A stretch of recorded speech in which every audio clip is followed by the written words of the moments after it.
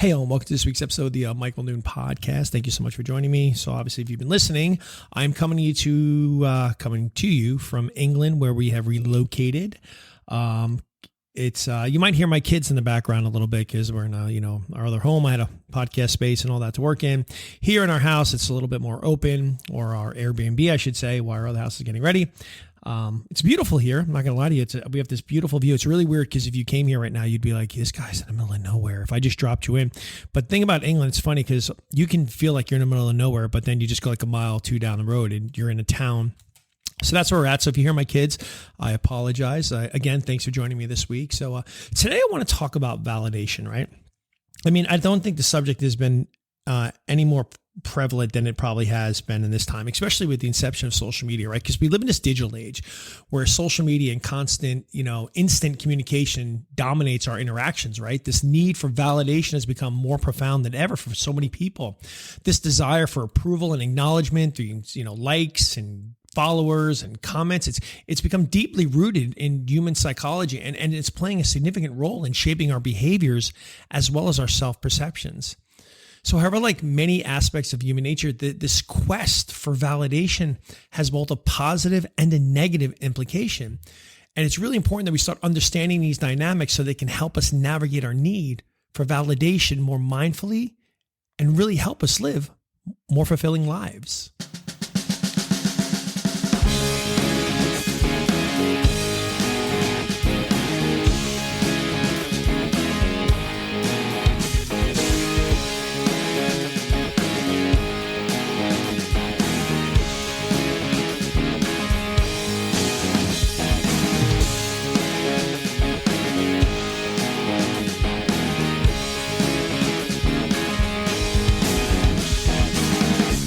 Human beings, we're inherently social creatures. I mean, from an evolutionary perspective, social bonds and approval from others, they were crucial for our survival, right? We needed people to like us so that we could stick together in a bigger group, because there was safety in numbers.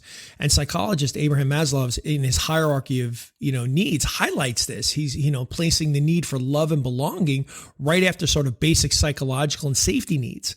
I mean, this innate drive for connection and acceptance underpins our need for validation.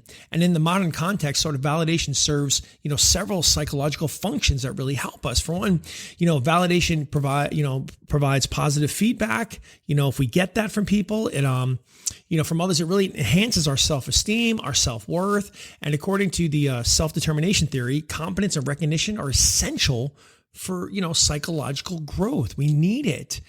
And validation, it helps us strengthen those bonds. Like I said, you want to be admitted into the community. You want to be admitted into, into the tribe. So these social bonds, they really foster a sense of belonging. And when we feel validated, when we feel like we're belonging, in a group, we're more likely to trust and connect with those around us. And again, validation was important, especially way back when, there was, terrifying things just lurking around every corner. And also validation, if you receive the right encouragement, the right acknowledgement for your efforts, it can be really highly motivating. It can encourage you to work hard and maybe pursue your goals, with even greater determination, right? So there's kind of the positive, right? The positive aspects of seeking validation, like when it's balanced, right? Seeking validation can have several beneficial effects on your life. Positive reinforcement from others might provide that encouragement needed to overcome challenges and persevere. For example, there was a study by the American Psychological Association that found social support, right? Social support is a significant predictor of resilience in the face of stress. The other thing, getting validation from others, constructive validation, might help individuals understand their strengths and their areas for improvement, right? In a professional setting, they're often, if you got the right management, the regular feedback enhances your performance, your overall, career growth, right? Validation can also affirm our sense of identity and reinforce our values and our beliefs. I mean, this affirmation is kind of crucial for psychological well-being, as it helps us navigate life with sort of a clearer sense of self. But there are some negative implications of, an over-reliance on validation. When you have an excessive need for validation, I mean, this can lead to several adverse outcomes, right? All of a sudden you have this dependence on external approval, right? Over-reliance on others for validation can kind of undermine self-confidence. It can create a dependency on external approval, always needing other people's approval with, to find your self-worth in there. So like this dependency can really lead to anxiety and constant need for reassurance, because what's going to happen if you're not getting it, right? It's like the fuel that fires you. But if you're not getting that fuel from external circumstances, this is going to cause a lot of stress, a lot of anxiety in your life, and might really put you in some really awful situations, because it's like, I'll do anything as long as people validate me, right? It's also, for some others, it's going to create a sense of inauthenticity. This pursuit of validation might drive other individuals to conform to others' expectations rather than being true to themselves, like just sticking in that lamb mentality, as I've often talked about. You got to be willing to be a lion. You don't want to be a lamb. Lamb are herded animals, right? But this inauthenticity can erode your self-respect, and this need, can lead to some sort of inner conflict, because you're always trying to play a role to be validated by others, when realistically you just don't want to be doing that. So you've got this internal battle going on. And as I just touched on a little bit there too, there's that emotional vulnerability. See, relying heavily on this external validation from other people makes individuals vulnerable to emotional distress when validation, again, is withheld. Or when faced with criticism, all of a sudden somebody tells you something that doesn't work. It's not the fuel you needed, and now it's creating a problem, right? So you can see there's some positives to validation. They can really help you, but there's some negatives to relying on validation, right? Because it's really about how to find a balance. How to live with a healthy need of validation, right? Positive feedback helps me, but it's not something that I have to sit there every day and go out in the world and get, or I can't function. So really, to harness the positive aspects of validation, while mitigating the negative outcomes, there's certain strategies, certain things you might want to take into consideration. For instance, you got to just cultivate self-validation. You got to learn to acknowledge and appreciate your own achievements and strengths. Self-validation is going to build internal resilience. There's that word again, resilience. And it's going to reduce your dependence on external approval. You're not going to have to rely on as many people out there. It's really interesting when I look at that. I think about when I first became a writer. When I first was writing, every time I'd write something, I'd have to run out to the world and give it to everybody. And I needed to hear it. Was it good? Is it good? Is it good? And, and if it was good, great, and if it was bad, I was just shattered. But as I've gotten older and I've gotten more comfortable myself and in my abilities, I don't rely on that stuff so much. I mean, maybe a couple of people, because obviously you always want feedback, but that's all I want. I just want the feedback, because feedback's constructive. It can help you. But if I get something bad, I don't freak out about it. Like, I understand, I trust myself a little bit more about my work and what I'm doing, right? So again, and that's probably where, for me, it's, another thing, another strategy really is that constructive feedback. Again, it's approaching that validation as a tool for growth, right? Learning, getting better. Hey, you picked up something I didn't pick up there in that writing that's really helping that project, right? So that's why I look at it's more about growth, helping the project get better, rather than a measure of, is this really great or is it really bad?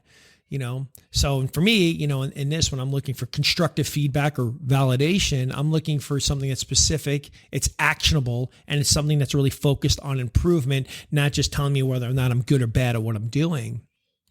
The other thing too, if you're really, validation really is you want to make sure that you're surrounding yourself with the right people, supportive, authentic people, authentic relationships. I talked about this a couple of weeks ago.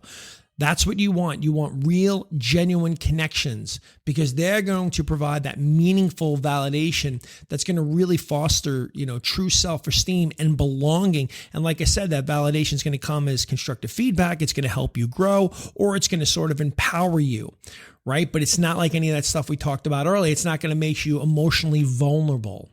It's not going to force you to be inauthentic because you're chasing it down all the time with people. You're not going to have to rely on the dependence or the approval of other people. So the thing is, look, we live in a world.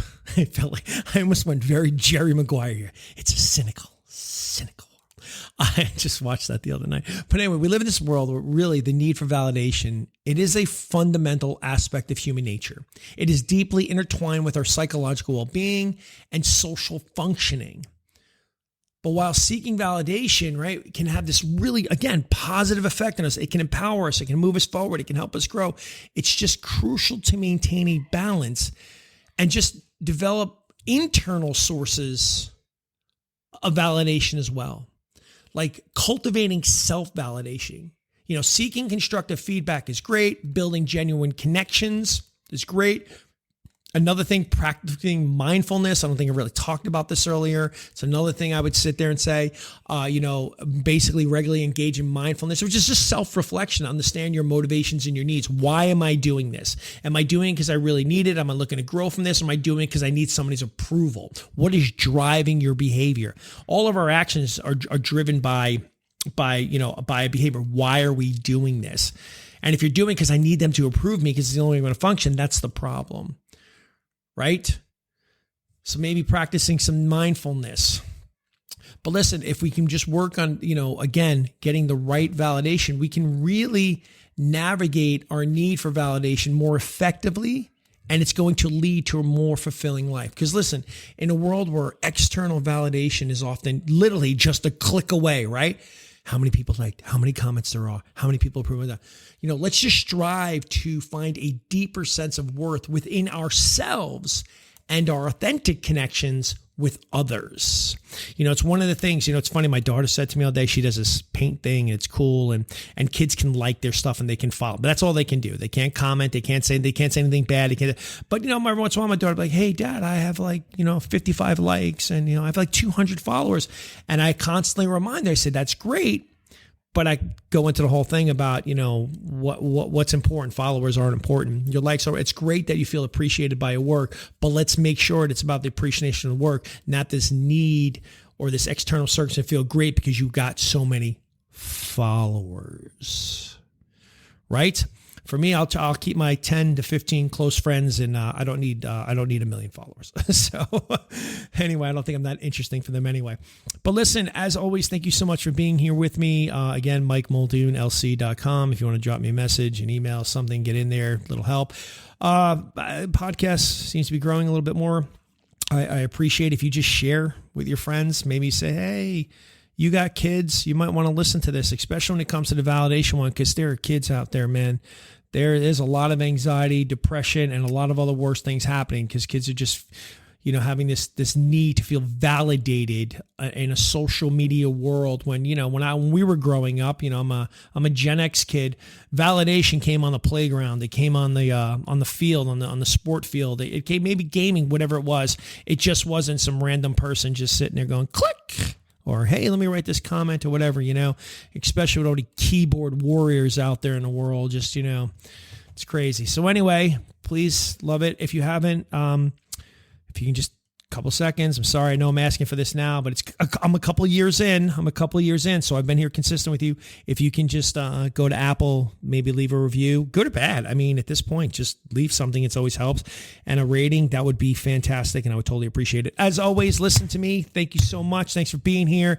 And as always, have a great weekend. And I've got nothing but love for you.